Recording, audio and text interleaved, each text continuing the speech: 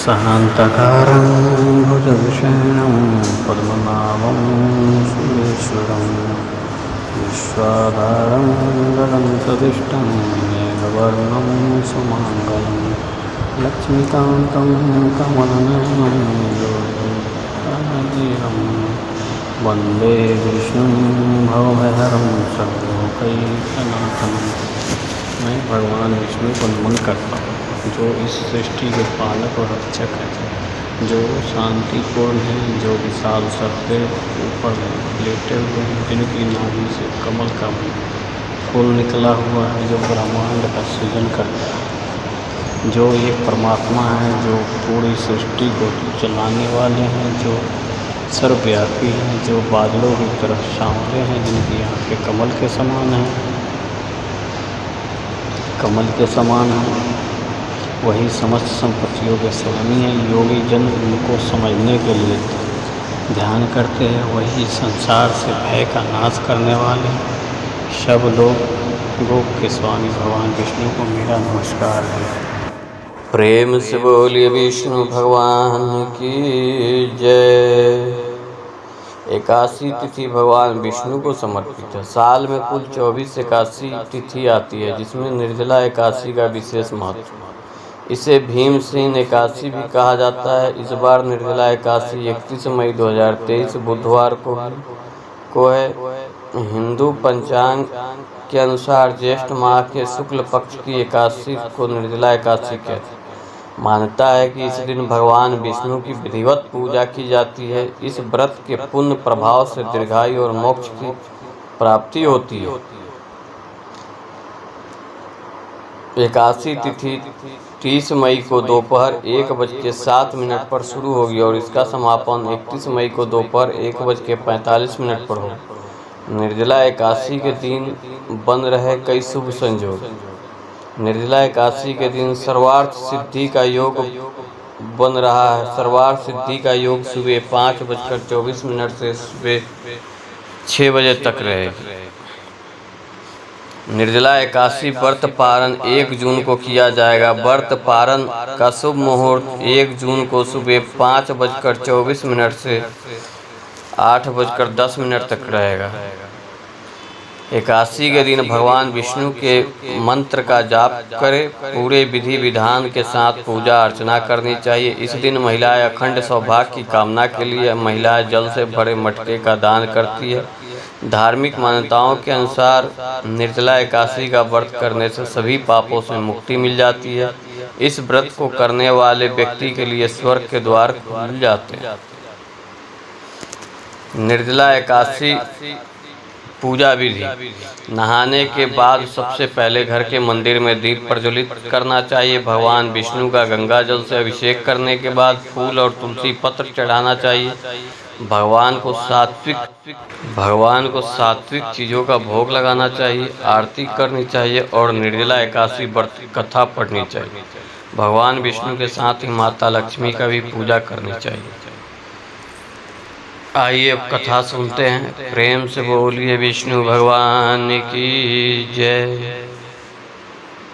भीमसेन व्यास जी ने कहने लगे कि हे पितामह, भ्राता युधिष्ठिर, माता कुंती, द्रौपदी, अर्जुन और नकुल और सहदेव आदि सब एकादशी का व्रत करने को कहते हैं, परंतु महाराज मैं उनसे कहता हूँ कि भाई, मैं भगवान की शक्ति पूजा आदि तो कर सकता हूँ, दान भी दे सकता हूँ, परंतु भोजन के बिना नहीं रह सकता।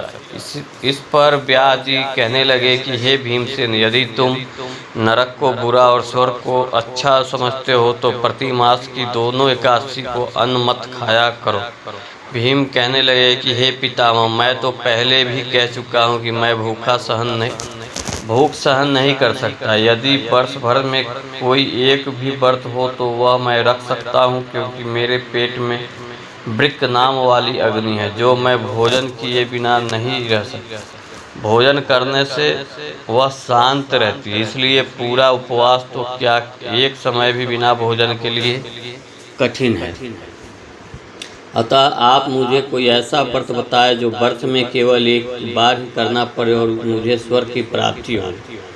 श्री व्यास जी कहने लगे कि हे पुत्र, बड़े बड़े ऋषियों ने बहुत शास्त्र आदि बनाए हैं जिसमें बिना धन के थोड़े परिश्रम से ईश्वर की प्राप्ति हो सकती है। इसलिए इसी प्रकार शास्त्रों में दोनों पक्ष की एकादशी का व्रत मुक्ति के लिए रखा जाता है। व्यास जी के वचन सुनकर भीमसेन नरक में जाने के नाम से भयभीत हो गए और कांप कर कहने लगे कि अब क्या करूं? मास में 2 व्रत तो मैं कर नहीं सकता। हाँ, वर्ष में 1 व्रत करने का प्रयत्न अवश्य कर सकता हूँ। अतः वर्ष में 1 व्रत करने से यदि मेरी मुक्ति हो जाए तो ऐसा कोई व्रत बताए। यह सुनकर व्यास जी कहने लगे कि वृषभ और मिथुन की संक्रांति के बीच ज्येष्ठ मास के शुक्ल पक्ष की जो एकादशी आती है उसका नाम निर्जला है। तुम उस एकादशी का व्रत करो। इसे एकादशी के व्रत में स्नान और आचमन के सिवा जल में वर्जित है। आचमन में 6 मासे से अधिक जल नहीं होना चाहिए, अन्यथा वह मद्यपान के सदृश हो जाता। इस दिन भोजन नहीं करना चाहिए क्योंकि भोजन करने से व्रत नष्ट हो जाता है। यदि एकादशी को सूर्योदय से लेकर द्वादशी की सूर्योदय तक जल ग्रहण ना करे तो उसे सारी एकादशियों के व्रत का फल प्राप्त होता है। द्वादशी को सूर्योदय से पहले उठकर स्नान आदि करके ब्राह्मणों का दान आदि देना चाहिए। इसके पश्चात भूखे और सतपात्र ब्राह्मण को भोजन कराकर फिर आप भोजन कर लेना चाहिए। इसका फल पूरे 1 वर्ष की संपूर्ण एकादशी के बराबर होता है। व्यास जी कहने लगे कि हे भीमसेन, यह मुझको स्वयं भगवान ने बताया है।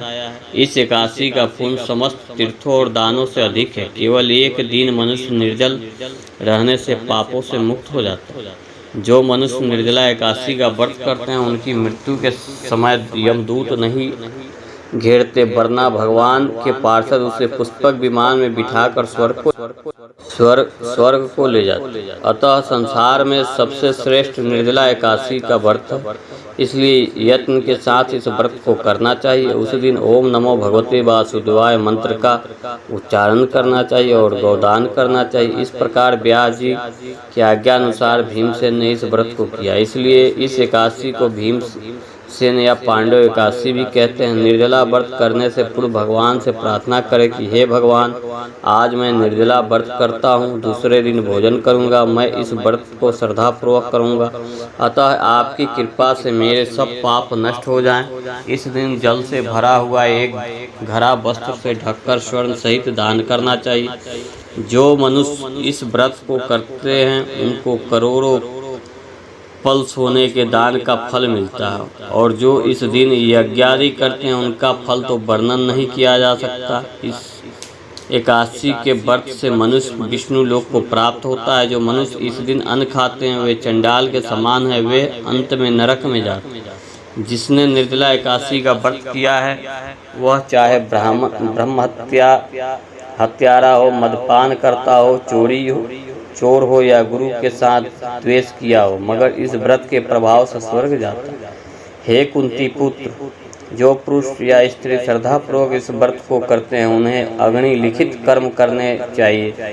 प्रथम भगवान का पूजन, फिर गोदान, ब्राह्मणों को मिष्टान और दक्षिणा देना चाहिए तथा जल से भरे कलश का दान अवश्य करना चाहिए। निर्जला के दिन अन्न, वस्त्र, वाहन, जूती आदि का दान भी करना चाहिए। जो मनुष्य भक्तिपूर्वक इस कथा को पढ़ते या सुनते हैं उन्हें निश्चय ईश्वर की प्राप्ति होती है। प्रेम से बोली विष्णु भगवान की जय।